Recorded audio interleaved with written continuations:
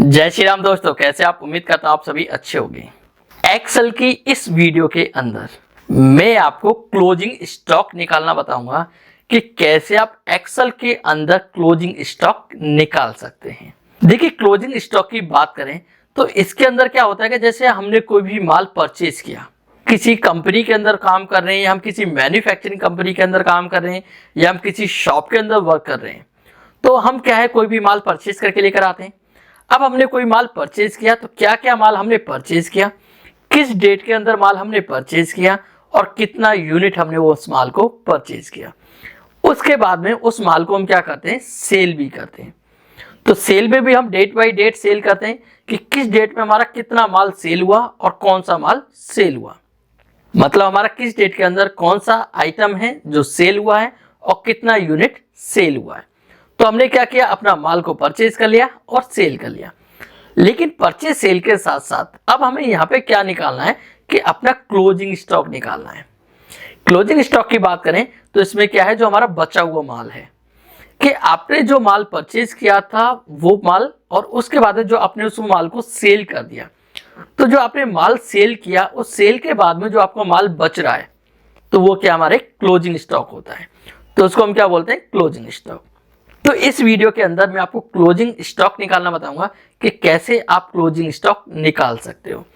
उसके साथ साथ जो आपका क्लोजिंग स्टॉक है, जो आपका बचा हुआ माल है, क्लोजिंग स्टॉक है, उस माल को कैसे आप ओपनिंग स्टॉक के अंदर कन्वर्ट करोगे।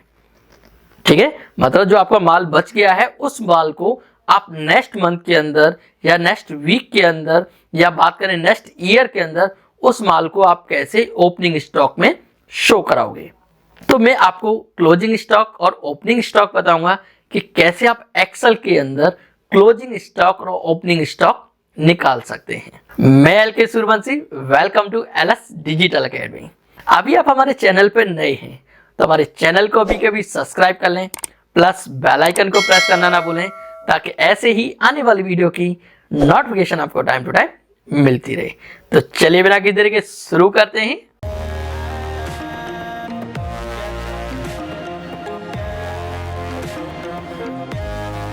आप क्लोजिंग स्टॉक क्लोजिंग अमाउंट निकालने से पहले आपको क्या करना होगा, दो सीट बनानी होंगी।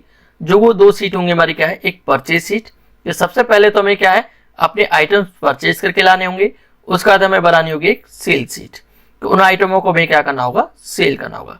जब हमारे पास में कोई स्टॉक होगा, ऑलरेडी पहले से माल परचेज किया होगा और उसको हम बाद में क्या करेंगे, उसको सेल करेंगे। तो जब हमारा माल परचेज हो जाएगा और सेल हो जाएगा तो उसी के बाद में हम क्या है क्लोजिंग स्टॉक और क्लोजिंग अमाउंट और प्रॉफिट एंड लॉस निकाल सकते हैं। अभी तक आपने परचेज और सेल्स की वीडियो नहीं देखी है तो आई बटन के अंदर इस वीडियो को दे दूंगा। तो सबसे पहले तो आप क्या है परचेज और सेल सीट देखिए, क्योंकि जब तक आप परचेज एंड सेल सीट नहीं देखेंगे तो आप प्रॉफिट एंड लॉस अकाउंट भी नहीं निकाल पाएंगे। या फिर मैं इस वीडियो का लिंक डिस्क्रिप्शन बॉक्स के अंदर भी दे दूंगा, तो वहां से भी आप इस वीडियो को पहले देख लीजिए। वीडियो को देखने के बाद में आप इस पर फिर वर्क करिए। तो सबसे पहले मैं बात करता हूं, देखिए किसकी, क्लोजिंग स्टॉक की। अब क्लोजिंग स्टॉक है क्या? क्लोजिंग स्टॉक आपको भी पता है कि जब हम कोई माल परचेज करते हैं, हमने कोई माल परचेज किया, चाहे हमने 10 पीस 15 पीस 50 पीस जो भी हम माल परचेज करके लेके आए, और परचेज करने के बाद हम क्या करते हैं, बाद में उसको सेल करते हैं।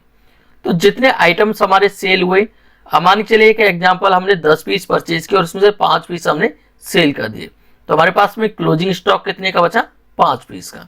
हमने 20 पीस परचेज किए, उसमें से हमने 18 पीस सेल कर दिए, तो हमारे पास क्लोजिंग स्टॉक कितने का बचा, 2 पीस का। तो हम जो आइटम परचेज करके लेकर आ रहे हैं उसी आइटम को हम क्या कर रहे हैं, सेल कर रहे हैं। तो जो सेल करने के बाद जो बचा हुआ आइटम होगा वो होगा हमारा क्या, क्लोजिंग स्टॉक।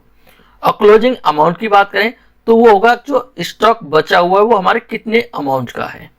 ठीक है, जो हमारा स्टॉक बचा हुआ है वो कितने का है। जैसे एक एग्जाम्पल में एक सिंपल सी बात करूं कि मैं 2 पेन खरीद के लेके आया। 2 पेन, जो मेरा प्राइस रेट था वो था एक पेन का 10 रुपए, तो 2 पेन हो गए 20 रुपए के। उसके बाद मैंने एक पेन क्या कर दिया, 15 रुपए का सेल कर दिया। अब 15 रुपए का सेल करने के बाद मेरे पास क्या हुआ, एक पेन बचा। तो जो मेरा क्लोजिंग स्टॉक तो हुआ वो एक पेन, लेकिन जो एक पेन बचा वो किस अमाउंट का है, 10 रुपए का, तो वो हो जाएगा मेरा क्या, क्लोजिंग अमाउंट। और उसके बाद में जो प्रॉफिट एंड लॉस होगा, जो मैंने एक पेन बेचा था वो एक पेन कितने का बेचा था, 15 रुपए का, तो एक पेन पे मुझे कितने रुपए का प्रॉफिट हुआ, 5 रुपए का। तो वो आ गया हमारा किसके अंदर, प्रॉफिट के अंदर। तो यहाँ पर देखिए मैंने बनाई हुई है शीट, इसके अंदर क्या है, मैंने item name, stock, closing stock है, क्लोजिंग अमाउंट और प्रॉफिट एंड लॉस। तो सबसे पहले मैं यहाँ पे इसका वर्क दिखाता हूँ कि जो वर्क करेगा कैसे। मैं यहाँ पे परचेज शीट पर आता हूँ। तो देखिए परचेज शीट पर मैंने यहाँ पे कुछ आइटम परचेज किए हुए हैं, जैसे मैंने आईफोन परचेज किए हैं 20, ठीक है। और यहाँ पे मैंने सेल के अंदर बात करूँ तो मैंने जब आईफोन सेल कर दिए कितने, 19। तो मैंने 20 परचेज किए थे और 19 सेल किए, तो मेरा क्या है यहाँ पर एक पीस बचेगा। तो आप यहाँ पे देखेंगे तो क्या है, सिंगल पीस ही दिखा रहा है। लेकिन मैं सेल में कर दूं यहाँ पर कि मैंने जो पीस सेल हुए मेरे कितने हुए, सिर्फ 15 पीस सेल हुए। कितने, सिर्फ 15। एंटर करूंगा तो देखिए यहाँ पर मेरे 15 पीस सेल हुए। तो मैं पीएल के अंदर आऊंगा कि हमारे 5 पीस क्या है, अब क्लोजिंग स्टॉक है, हमारे पास में 5 पीस का माल बचा हुआ है। तो ये हुआ हमारा क्लोजिंग स्टॉक। अब बात करें क्लोजिंग अमाउंट की, तो देखिए मैंने जो माल परचेज किया था वो परचेज किया था यहाँ पर इस रेट में, ठीक है। लेकिन इसमें मुझे कुछ डिस्काउंट भी मिला था, तो डिस्काउंट मिलने के बाद में मेरे इतने के 20 आइटम्स बने। अब सेम मैंने इनको सेल किया, तो सेल के बाद में जो क्लोजिंग स्टॉक बन रहा है, जैसे मैं वापस इनको 90 सेल करता हूं तो एक पीस बचा। तो जो एक पीस का जो क्लोजिंग अमाउंट है वो कितना है, 60,299 रुपीज। मतलब एक जो पीस पड़ रहा है मुझे 60,229 रुपए का पड़ रहा है, जो कि एक पीस का जो मेरा माल बचा हुआ है वो कितने अमाउंट का है, 60,229 रुपए का। अब मैं प्रॉफिट की बात करूं, जो मैंने 19 पीस बेचे हैं, उनमें जो मुझे प्रॉफिट हुआ वो कितना, 2,52,717 रुपए का। तो ये हमारा प्रॉफिट। तो यही मैं आपको आज बताने वाला हूं कि कैसे आप क्लोजिंग स्टॉक निकालेंगे, कैसे आप क्लोजिंग अमाउंट निकालेंगे और आप प्रॉफिट एंड लॉस निकालेंगे। सबसे पहले मैं क्लोजिंग स्टॉक निकालूंगा। तो क्लोजिंग स्टॉक निकालने के लिए आप क्या करेंगे, यहाँ पे एक फॉर्मूला अप्लाई करेंगे, इक्वल टू सम इफ। कौन सा फॉर्मूला लगाओगे, सम इफ। तो यहाँ पे मैंने लिखा है इक्वल टू सम इफ। उसके बाद सबसे पहले मांग रहा है ये रेंज। अब रेंज किसकी रेंज मांग रहा है, किसकी, क्राइटेरिया की। क्राइटेरिया की बात करें तो हम चेक क्या करना चाह रहे हैं फिलहाल अभी, आइटम को, ठीक है। तो यहाँ पे जो हम रेंज देंगे वो किसकी देंगे, आइटम नेम की। तो यहाँ पर आता हूं मैं परचेज के अंदर, परचेज पर आऊंगा। अब परचेज पर आने के बाद जो मेरा आइटम है, आइटम मेरा कौन सा है यहाँ पर, आईफोन। तो मैं किसको सिलेक्ट कर लेता हूँ, यहाँ पर आईफोन को सिलेक्ट कर लेता हूँ। क्लियर है, मैं यहाँ पर थोड़ा सा दिखाऊं तो ये क्या किया मैंने, आईफोन को यहाँ पर सिलेक्ट किया। उसके बाद मैं क्या करूंगा, यहाँ पर कॉमा दूंगा। आईफोन सिलेक्ट करने के बाद में क्या किया मैंने, यहाँ पर कॉमा देने के बाद मैं आऊंगा अपनी जहां पर मैं प्रॉफिट एंड लॉस निकाला हूं उस सीट पर। अब ये मांग रहा है क्राइटेरिया, क्या आप उसके अंदर फाइंड पहले करना क्या चाहते हो। तो मैं पहले आईफोन ही फाइंड करना चाहता हूं, तो इसलिए मैं क्या करता हूं, यहां से इस आईफोन वाले कॉलम को भी सिलेक्ट कर लूंगा, ठीक है। तो मेरा जो क्राइटेरिया है वो क्या है, आईफोन। उसके बाद एक कॉमा, फिर क्या मांग रहा है, सम रेंज। तो सम रेंज हम किस पर आएंगे, वापस परचेज पर आएंगे। और इस बार जो सिलेक्ट करेंगे वो क्या करेंगे, परचेज की जो क्वांटिटी है, हमने कितने पीस इसमें परचेज किए। तो हमने पीस परचेज किए 20। उसके बाद कर देंगे ब्रैकेट क्लोज करने के बाद यहाँ पे यूज करेंगे माइनस, क्योंकि ये जो मैंने किया अभी ये परचेज का किया। अब लेकिन मुझे परचेज में से क्या करना है, सेल को माइनस करना है। तो इसलिए यहाँ पे क्या करूंगा मैं, माइनस का साइन, ठीक है। यहाँ पर मैंने माइनस दिया, माइनस देने के बाद फिर से मैं फॉर्मूला अप्लाई करता हूँ किसका, इक्वल टू सम इफ का। मैंने फिर से सम इफ लिखा, सम इफ लिखने के बाद में फिर से सेम मेरा वही आ रहा है, रेंज। अब इस बार जो मैं रेंज सिलेक्ट करूंगा वो किसकी सिलेक्ट करूंगा, सेल्स की। तो मैं आता हूं सेल्स वाली सीट पर। यहाँ पर मैं सेल्स की सीट पर आया, तो सेल्स की सीट के अंदर भी सबसे पहले आपको किसको सिलेक्ट करना है, आइटम को। तो आइटम क्या है आपका, आईफोन। तो यहाँ पर मैंने आईफोन को सिलेक्ट किया, फिर कॉमा। उसके बाद मैं पीएल वाली सीट पर आऊंगा, तो यहां से भी मैं किसको सिलेक्ट करूंगा, अपने आईफोन को सिलेक्ट करूंगा, आईफोन 12, इसको सिलेक्ट किया, कॉमा। अब क्या सिलेक्ट करना है, मुझे सेल्स की यूनिट मतलब क्वांटिटी। तो मैं सेल्स पर आऊंगा और यहाँ पर मैं अपने क्वांटिटी वाले कॉलम्स को सिलेक्ट कर दूंगा। देन उसके बाद कर देता हूं ब्रैकेट क्लोज और एंटर। तो आप देखेंगे कि इसने क्या बताया कि अब आपके पास में एक स्टॉक बचा हुआ है, मतलब एक यूनिट आपका स्टॉक बचा हुआ है। मैं यहाँ पर आता हूँ सेल्स पर, और यहाँ पर मैंने सेल कर दिया कि मेरे कितने, सिर्फ 12 पीस सेल हुए। मैंने यहाँ पे क्या, सिर्फ 12 पीस मेरे सेल हुए। तो अब आप यहाँ पे चेक करेंगे तो यहाँ पर आपको बता दिया कितने, आपके 8 पीस बचे हुए हैं। क्लियर है। तो आप इस टाइप से क्या है क्लोजिंग स्टॉक निकाल सकते हो। मैं फिर से एक और बार आपको बताता हूँ। तो देखिए मैंने यहाँ पे लिखा सम इफ ब्रैकेट ओपन, मैं परचेज पे गया, मैंने यहाँ पर क्या करता हूँ, इस बार सैमसंग को सिलेक्ट करता हूँ, कॉमा देता हूँ, फिर से पीएल पर आऊंगा, यहाँ पर भी सैमसंग को सिलेक्ट किया, कॉमा, फिर से परचेज पर आऊंगा और इस बार मैंने क्या किया, सैमसंग की क्वांटिटी को सिलेक्ट किया, ब्रैकेट क्लोज किया, माइनस किया, सम इफ ब्रैकेट ओपन, इस बार मैं सेल्स पर जाता हूँ, तो सेल्स का मैं सैमसंग यूनिट सेलेक्ट करता हूँ, मतलब सैमसंग का आइटम सेलेक्ट करता हूँ, फिर कॉमा, फिर पीएल पे जाता हूँ और यहाँ पर फिर से सैमसंग को सिलेक्ट करूंगा, कॉमा, फिर सेल्स पे गया और यहाँ पर सैमसंग की यूनिट को सिलेक्ट किया, मतलब क्वांटिटी को सिलेक्ट किया, ब्रैकेट क्लोज और एंटर। तो अब देखिए यहाँ पर सैमसंग की बात करें तो हमारे पास में सैमसंग जो है क्लोजिंग स्टॉक कितना बचा हुआ है, 10 पीस, क्योंकि जो मैंने परचेज किए थे वो 30 पीस परचेज किए थे और जो सेल कर दिए वो 20 पीस, तो इसलिए जो मेरा क्लोजिंग स्टॉक है वो 10 पीस का बचा हुआ है। हमें इसी फॉर्मूले की क्या कर देता हूँ, यहाँ पर कॉपी कर देता हूँ। तो या तो मैं यहाँ से इसको ड्रैग करके कॉपी कर दूंगा, तो आप ऐसे ड्रैग करते जाएंगे तो देखिए सबके स्टॉक निकलते जाएंगे, या फिर आप इसके ऊपर डबल क्लिक कर दीजिए तो यहाँ पे देखिए आप सबके स्टॉक निकल के आ चुके हैं कि कौन सा आइटम आपके पास में कितना कितना बचा हुआ है। तो ये हुआ आपका क्या, क्लोजिंग स्टॉक। आप इस टाइप से अपना क्लोजिंग स्टॉक निकाल सकते हो कि आपके पास में कितना स्टॉक बचा हुआ है। तो क्लोजिंग अमाउंट निकालने के लिए हम सबसे पहले क्या करते हैं, इक्वल टू ब्रैकेट ओपन। अब ब्रैकेट ओपन करने के बाद हम क्या करेंगे, परचेज सीट पर जाएंगे। तो परचेज सीट, अब परचेज सीट के अंदर जो सबसे पहले सेलेक्ट करेंगे हम क्वांटिटी, किसकी, आईफोन की। तो आईफोन की हमारी 20 क्वांटिटी थी, उसमें से हम माइनस करेंगे, किसको माइनस करेंगे, सेल्स की, कि जितनी हमारी सेल हुई थी तो क्या हो जाएगा, उसमें से माइनस हो जाएगा। जैसे एक एग्जांपल, मैंने क्या है 20 पीस परचेज किए थे, 12 मेरे सेल हो गए, तो क्या हो जाएगा, उसमें से 20 में से 12 माइनस हो जाएंगे। तो माइनस होने के बाद मेरे क्या है, क्वांटिटी पता चल जाएगी कि कितनी पीस बचे, 8 पीस बचे। अब वो 8 पीस के अकॉर्डिंग मुझे क्या करेगा, अमाउंट बता देगा।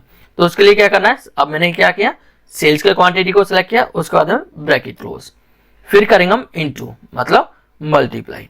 अब मल्टीप्लाई हम किससे करेंगे, हम जाएंगे परचेज पर, किस पर जाएंगे, परचेज पर। अब हम किसको सिलेक्ट करेंगे, परचेज के टैक्सेबल अमाउंट को, जो हमारा अमाउंट निकला। देखिए अब ये मैं परचेज का टैक्सेबल अमाउंट क्यों सिलेक्ट कर रहा हूँ, क्योंकि मैं बात करूं हमारे परचेज के प्राइस की, तो हमने क्या है 66,999 का परचेज किया था, लेकिन इस पर हमें क्या है डिस्काउंट भी मिला था। तो डिस्काउंट मिलने के बाद में ये अमाउंट आया था। अब ये जो अमाउंट होगा, यही अमाउंट डिवाइड किया जाएगा किससे, इस क्वांटिटी से, तभी हमारा क्या है एक सिंगल पीस का प्राइस मिलेगा। और जो एक आइटम का जो सिंगल पीस का जो प्राइस होगा वो क्या कर देगा, इनटू कर देगा जो हमारे बचे हुए पीस थे। क्लियर। तो मैं पहले क्या करता हूं, इसको सिलेक्ट करूंगा, अब इसको क्या करूंगा, इससे डिवाइड करूंगा, कितने से, जो मेरी क्या थी, क्वांटिटी थी। तो इसको सिलेक्ट करता हूं, ब्रैकेट क्लोज, एंटर, एंटर। तो आप यहां पे देखेंगे तो हमारे पास क्या है, 4,82,393 रुपए का क्या है क्लोजिंग अमाउंट बचा हुआ है। अब देखिए मैं फिर से यहाँ पर सेल पर आता हूँ और इस बार मैं वापस फिर से 19 पीस सेल कर देता हूँ। तो मेरे पास अब एक पीस बचेगा, एक पीस बचा है और एक पीस का देखिए जो प्राइस निकल के आया है, जो अमाउंट निकल के आया है वो कितना, 60,299 रुपीज। तो एक पीस का प्राइस 60,299। तो हमारे कितने पीस बच रहे थे पहले, 8। तो देखिए मैं सिंपल आपको दिखाता हूँ इसको, इक्वल टू, तो मैंने क्या 60,299 इंटू 8 पीस। तो देखिए ये अमाउंट निकल के आएगा हमारा 4,82,392 रुपीज। क्लियर है। तो इस टाइप से आप क्या है अपना क्लोजिंग अमाउंट निकाल सकते हो। मैं आपको फिर से समझा रहा हूं इसको। मैंने इक्वल टू ब्रैकेट ओपन, सबसे पहले आपको किस पर जाना है, परचेज पर। तो परचेज को किसको सिलेक्ट करना है, पहले क्वांटिटी को। तो क्वांटिटी सिलेक्ट करने के बाद आप क्या करेंगे, सबसे पहले इसमें से माइनस करोगे, किसको माइनस करना है, सेल्स वाली क्वांटिटी को। तो मैं यहाँ पर सेल्स, उसके बाद कर देता हूँ ब्रैकेट क्लोज। अब यहाँ पे देखिए फिर से समझिए कि मैंने पहले परचेज की क्वांटिटी में से सेल्स की क्वांटिटी माइनस करी, तो जो मेरी क्वांटिटी बचेगी, मतलब जो मेरी यूनिट बचेगी, उसमें क्या होगा, वो इनटू हो जाएगा, क्या मल्टीप्लाई होगा, जो परचेज का सिंगल पीस का मेरा अमाउंट निकलेगा। तो इसलिए मैं परचेज पर जाता हूँ और परचेज वाले किसको सिलेक्ट करता हूँ, टैक्सेबल अमाउंट को, और उसको क्या करूंगा, डिवाइड कर दूंगा, किससे, 30 से। क्यों कि ये अमाउंट जो मेरा है टैक्सेबल, ये 30 से डिवाइड हो जाएगा। तो 30 से डिवाइड होके क्या होगा, एक सिंगल पीस का प्राइस निकल जाएगा, और एक पीस का प्राइस निकलने के बाद में मैंने यहाँ पे क्या किया है, मल्टीप्लाई।